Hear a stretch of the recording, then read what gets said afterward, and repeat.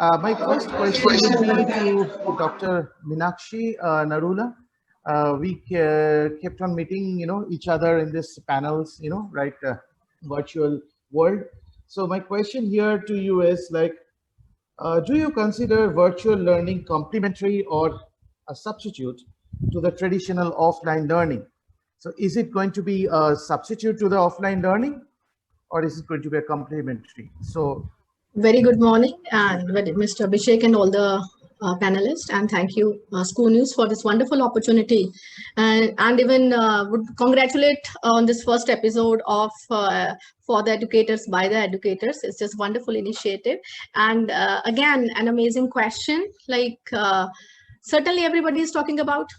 It's more than a year that we have been teaching our students through this virtual platform, this online platform, and some kind of difficulties we are facing, and maybe there is charm too in this online environment. We are getting to know lot many things about digital tools and this various forms of assessment and all number of things are there. So I would like to say, before I come to this conclusion, like whether it is a complementary to the physical classroom or it is going to substitute one.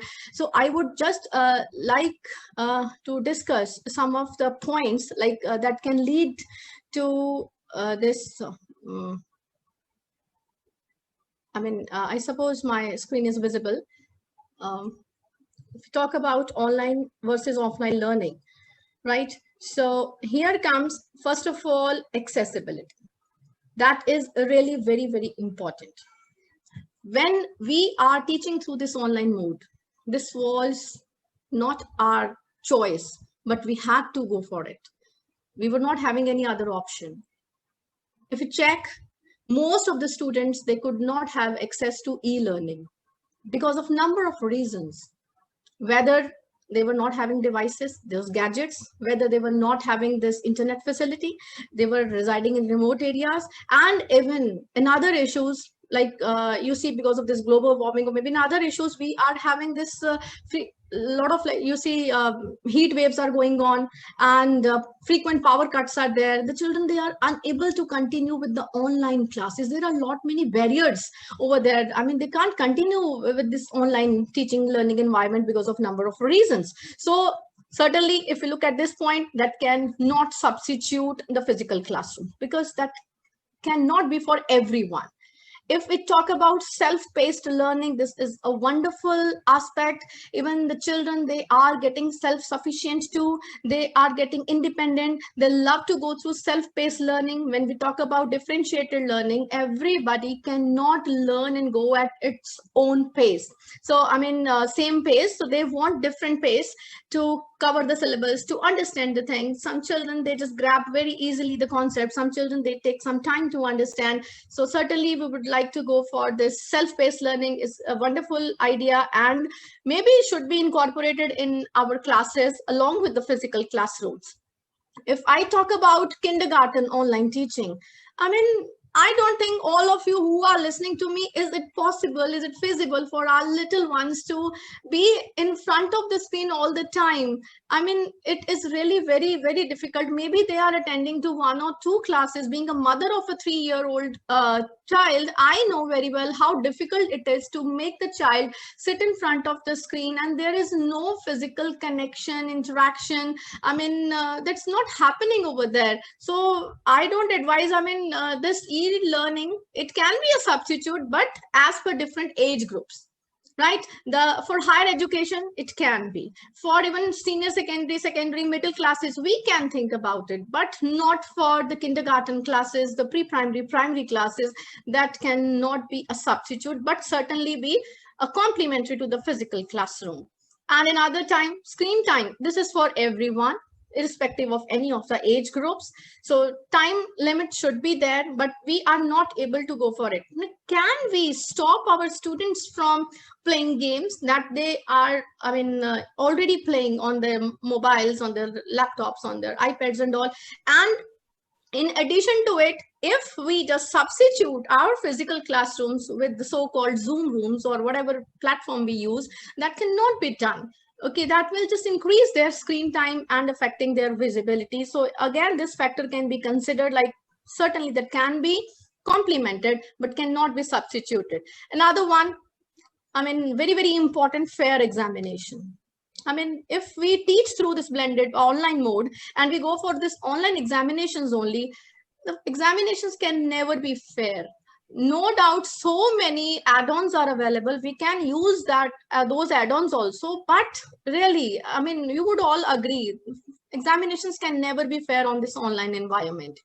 Another point I would like to say that is I really love of this e-line learning platform is artificial intelligence integration. Even at this platform, I would like to say CBSE's initiative collaborated with Intel, and right now they are, you see, teaching, they are training so many teachers to use AI integrated lesson plans in number of subjects, be it English, be it Hindi, I mean, whatever subject is, language, science, social science, they are incorporating artificial intelligence in lesson plans, and that is a wonderful idea.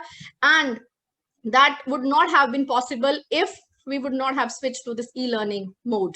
And gamification is a wonderful idea. We have been using plethora of gamification tools on this online environment. But if I would like to say, those board games that we used to do earlier that are getting obsolete. So that should also be taking that place again, physical plus online mode.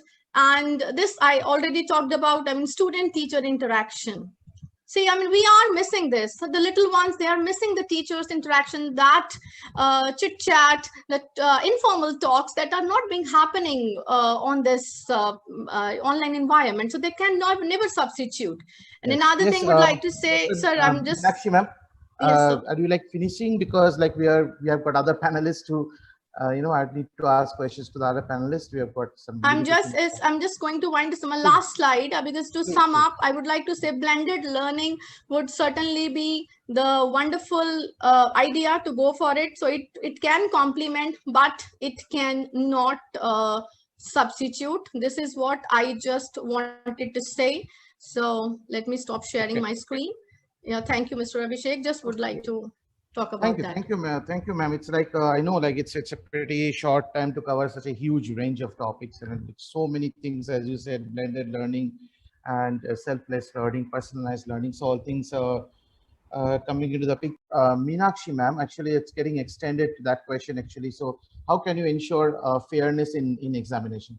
Online examination, virtual? Yeah, certainly, ma'am has already said, though there are number of tools available, there are number of apps available, we can use various kinds of firewalls or another, but you see that academic integrity, that honesty, that is not there. So various malpractices are being followed by the students. Even if, for example, if the children, they are appearing for an exam on exam.net, where we say the children, they cannot switch between different windows, but I have seen the students opening two parallel windows and maybe some another devices kept aside. So we cannot ensure 100% authentic assessments on this virtual platform.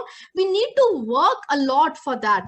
We need to keep on exploring and to get better platform for this assessments. It can be possible, but it will take time. Right now, it is not there. Exactly. Some question is very related to this. What can the teacher do to establish that connection that they expect in a physical classroom? Yes, Mr. Arpit. I would like to say, yes, yeah, I would like to say something about it. You see, earlier we used to have, even some of the schools, they are practicing it also. We start our day with the rapport building session with, maybe we can talk about QCT, and we have some kind of interaction with the students for 15-20 minutes. We should spare that time for informal discussion that has to be there, because nowadays on this online virtual platform, we are getting so many, recruitment is also going on. Okay, so many other teachers new are coming and they do not know about the children. Right. Look at those children who have just shifted from childhood to teenage, and they have got really different teachers, and I mean, that is, everything is new for them. So teachers, they need to build connection with them. They were being taught in the class by a mother teacher, and right now they are having different teachers for different subjects. It is very difficult for a child. Exactly. So I mean, this is really very difficult. Please let us just spare some time for those informal discussions should be there. So as we spoke, a lot of challenges came up. Mr. Harish, you can understand like the depth of the situation that these principals are in, and like we all are in actually. So the challenges are infinite, and we are all fighting. And hats off, like a huge round of applause to all the principals and the teachers here. like we are doing great job. So just take your right hand and pat your back if you can. You are doing a great job here, and it's not less than anything that other COVID warriors are doing. So you're doing a great job, because people see that, okay, they're saving, the doctors are saving